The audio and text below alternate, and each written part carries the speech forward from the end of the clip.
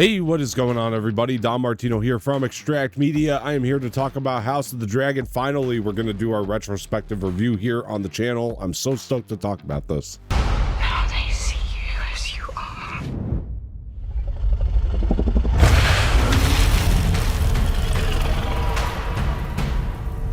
In case you didn't know, I have done in-depth spoiler talks on each of these episodes individually, but here we're just going to kind of do an overall overview of it. House of the Dragon is created by Ryan J. Condal and George R.R. Martin, who also wrote the original books for Game of Thrones, which this is a Game of Thrones prequel. In this season, it consists of 4 different directors, including Miguel Sapochnik, Greg Yaitanes, I apologize if I'm messing that up, Claire Kilner, and Greta Vasant Patel, and they all work very cohesively together. You could tell that they had a plan.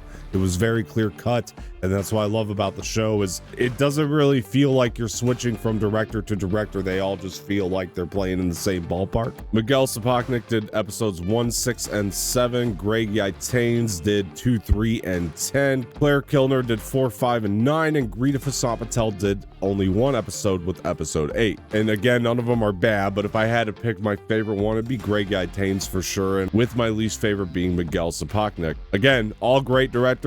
There's nothing less than great in this show. It's just if I had to choose. Greg Yaitanes especially did well with the 2nd episode and the 10th episode. I think they're my 2 favorite episodes in the series, and that's only because there's a set in this show where there's usage of the volume stage, and I really love what Greg Yaitanes did here. I think it especially came down to the lighting choices. You really can't tell. I mean, like, even if you're really looking for it, I don't know that you could really tell that it's volume stage. I thought he just did a bang-up job with those sets. I mean, visually throughout the entire show is incredible, though. It's some of the best looking television, if not the best looking television we have seen to date. It's gorgeous and I love it. I think something that really helped this show boost quite a bit was definitely the score by Ramin Djawadi, who's back from Game of Thrones. They kept the original Game of Thrones theme before each episode, and I just thought that was awesome. That was super awesome. Ramin Djawadi just belongs in this world. He belongs making music in this world, if that makes sense. Don't even get me started on the casting. I mean, we will, but damn, it is just too good. Millie Alcock and Emma D'Arcy share the role of Rhaenyra, who is arguably the main character of the series. Millie Alcock plays the younger version of Rhaenyra, and I was really nervous because I loved everything that Millie Alcock did as the younger version. So when they did the time jump, I was very nervous for somebody else taking on that role, but Emma D'Arcy just did a phenomenal job taking up the mantle, and you can barely notice the difference. That's how good she is. Although I did miss Millie Alcock. It was just so fun to spend time with Rhaenyra as a younger girl. Emma D'Arcy, though, she just stepped on and took it up like effortlessly. She was incredible. The powerhouse of an actress that I actually wasn't familiar with prior to this. Similarly, Emily Carey and Olivia Cooke take up the role of Alicent. Emily Carey I thought was very good as Alicent. She did enough for me to care, that's for sure. But when the time jump came and Olivia Cooke took it over, wow. I mean, Olivia Cooke I've loved for a long time. She is such a powerhouse in this show. Perfect casting for the older Alicent. Team Alicent all the way, baby! I'm alone on that boat, it seems like, but I love Alicent so much. I think one of the real big standouts here is Paddy Considine, though, as Viserys, King Viserys. I think he just does an incredible job. Unlike with the characters of Rhaenyra and Alicent, they kept Paddy Considine through all ages of King Viserys, and I just thought he did a really good job, especially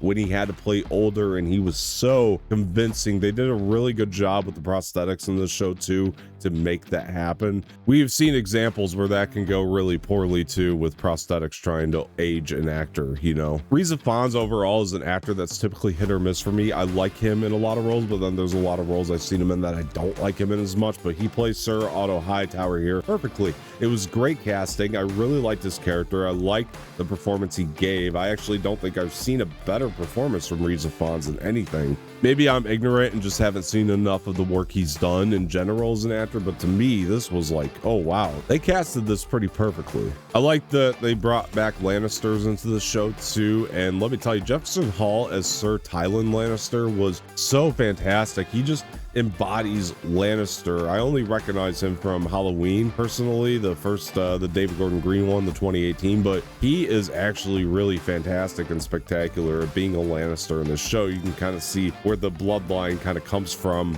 If you've seen Game of Thrones, it actually makes a lot of sense to cast him in this role. One of the characters I'm not a big fan of in the show is Sir Criston Cole. I actually really liked him at first, but as time went on, the more I just wanted to punch him in the face. But it's not because of the performer. I think the performer does exactly what he needs to do. That is Fabian Frankel, who I thought was really well cast in this role, despite the fact that this character just want to wring his neck, you know, like he just keeps doing things that piss me off. And that's, I think, the point. I think they knew that was going to be the conversation that people were going to be having about this character going in. But yeah, Fabian Frankel does a great job at that. Wasn't really familiar with Eve Best. I loved Rhaenys in this show. I thought that she had some of the most interesting character developments in the entire series, especially with what happens in the second to last episode and everything kind of going on in the finale, which I won't kind of go into here because this is fairly non-spoiler. I think one of the reasons that I kept coming back week after week was to watch Matt Smith's Daemon Targaryen. I think that this is probably the most fascinating character in the entire series. Matt Smith is a standout in this show. He is just so good. I was so glad he was in here. I've been a fan of him for a little while now, but in this especially, I just thought he killed this role. Like, this was unbelievable performing from him. This plot is just so interesting, and we are really following this friendship that kind of goes up Schitt's Creek without a paddle, without giving too much away. We are really following the friendship of Alicent and Rhaenyra and just trying to navigate how that's gonna go. It seems like no matter what turn the show takes, there's always a wrench thrown into that friendship for one reason or the other, and it's really fascinating to kind of watch that crumble. And again, if the performers don't hold it up as well as they do, it doesn't really work, I don't think. And to kind of watch how Daemon Targaryen kind of maneuvers his way through all of that is very interesting as well. I think that's one of the things about the plot that just kind of keeps it moving. And I like kind of spending throughout the entirety of the season the reign of King Viserys and how that went, and then just a little bit of the aftermath of that at the end. This show really does jump through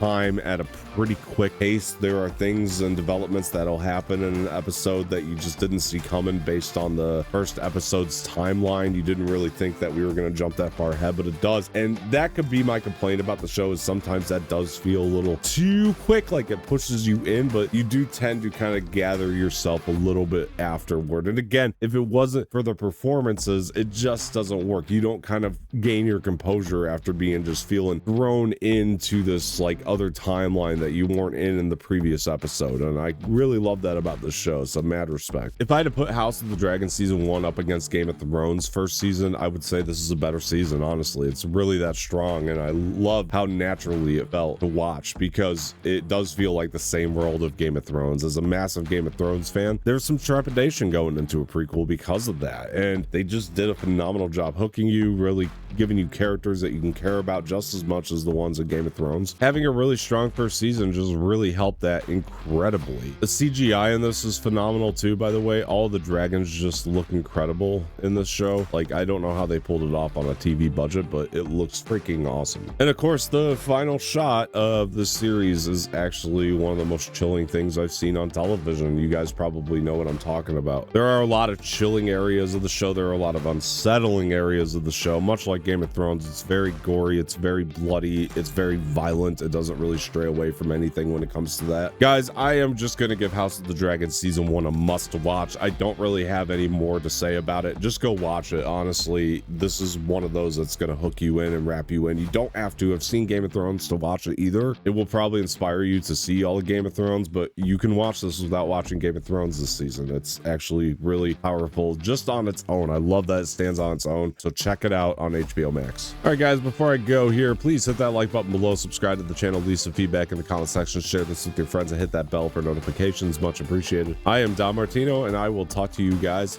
later.